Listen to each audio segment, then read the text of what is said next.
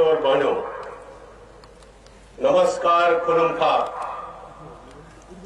हमारे गणतंत्र दिवस की 72वीं वर्षगांठ के शुभ अवसर पर मैं त्रिपुरा के सभी नागरिकों को तथा इस समारोह में उपस्थित सभी लोगों को शुभकामनाएं एवं हार्दिक बधाई देता हूं।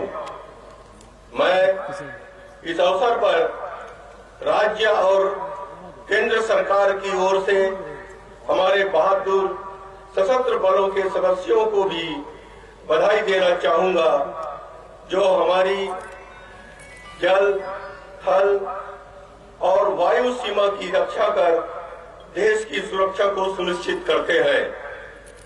26 नवंबर 1949 को भारतीय संविधान सभा द्वारा स्वीकृत भारत का संविधान 1950 में इसी दिन लागू हुआ, जिसने हमारे भारत को प्रभुता संपन्न, लोकतांत्रिक और गणराज्य बनाया, जहां सभी नागरिकों के लिए न्याय, स्वतंत्रता, समानता एवं बंधुत्व के मूल्यों को सुनिश्चित किया गया। इसके बाद हमने संविधान के 42वें संशोधन के द्वारा देश को धर्मनिरपेक्ष और समाजवादी गणराज्य बनाया। विभिन्न बाधाओं के बावजूद मेरी सरकार ने विभिन्न मोर्चों पर कई कदम उठाए हैं, जो त्रिपुरा को समृद्ध, आत्मनिर्भर और एक आदर्श राज्य बनाने में सहायक होंगे। राज्य सरकार प्रदेश के सर्वांगीण विकास हेतु कड़ी मेहनत कर रही है। केंद्रीय प्रायोजित योजनाओं और राज्य सरकार की योजनाओं के माध्यम से त्रिपुरा के नागरिकों के समग्र कल्याण के लिए सरकार द्वारा कई पहल की गई है। मैं कुछ प्रमुख उपलब्धियों और सूत्रपातों को आपके सम्मुख रखना चाहता हूं। त्रिपुरा की 70% से अधिक आबादी प्रत्यक्ष या अप्रत्यक्ष रूप से कृषि पर आधारित है, जिसका जीएसडीपी में योगदान 17% है।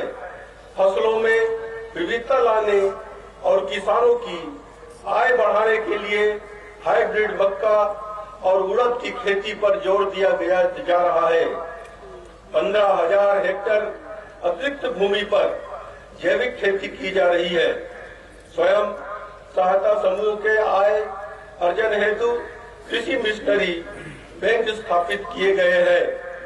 सरकार ने प्रधानमंत्री फसल बीमा योजना के अंतर्गत 2.6 लाख धान किसानों को खरीफ 2021 के दौरान शामिल किया है तथा 70,000 किसानों को रबी फसल के दौरान शामिल करने की योजना बनाई है।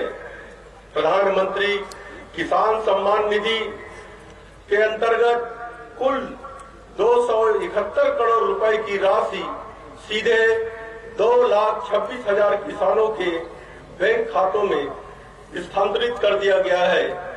सरकार ने किसान क्रेडिट कार्ड के अंतर्गत सभी किसानों को लाने के लिए विशेष अभियान चलाया है।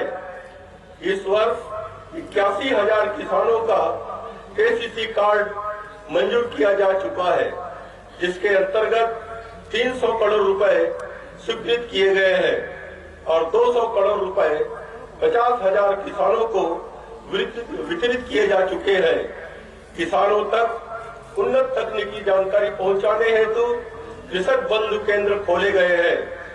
राज्य सरकार ने नाबार्ड से एक विशेष ऋण योजना के अंतर्गत 50,000 भूमिहीन, बरगदार, बटाईदार कृषक और जोतदार किसान को शामिल करने की योजना बनाई है, जिसे त्रिपुरा ग्रामीण बैंक के माध्यम से वितरित किया जाएगा। राज्य सरकार ने बांस, चाय, रबर और बागवानी उत्पादों जैसे उपलब्ध प्राकृतिक संसाधनों से बेहतर समूल्य संवर्धन एवं आय अर्जन बढ़ाने पर जोर दिया है। अतिरिक्त 2315 हेक्टेयर भूमि को फल उत्पादन एवं बागानी फसलों के अंतर्गत लाया गया है। राष्ट्रीय सौर ऊर्जा संस्थान हरियाणा द्वारा 3 जिलों में सौर आधारित शीतलन कक्ष स्थापित किए गए हैं।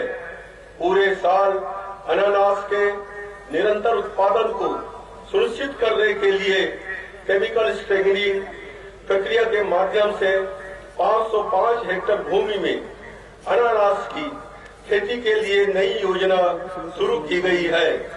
2020-21 से 2024-25 की अवधि के लिए मुख्यमंत्री सुनिश्चित सिंचाई कार्यक्रम के अंतर्गत 65,000 हेक्टेयर के क्षेत्र को चरणबद्ध तरीके से सिंचाई प्रसार हेतु लक्षित किया गया है, ताकि राज्य की सिंचाई क्षमता 1.73 लाख हेक्टेयर का पूरा उपयोग किया जा सके। त्रिपुरा भारत में दूसरा सबसे बड़ा रबर उत्पादक राज्य है।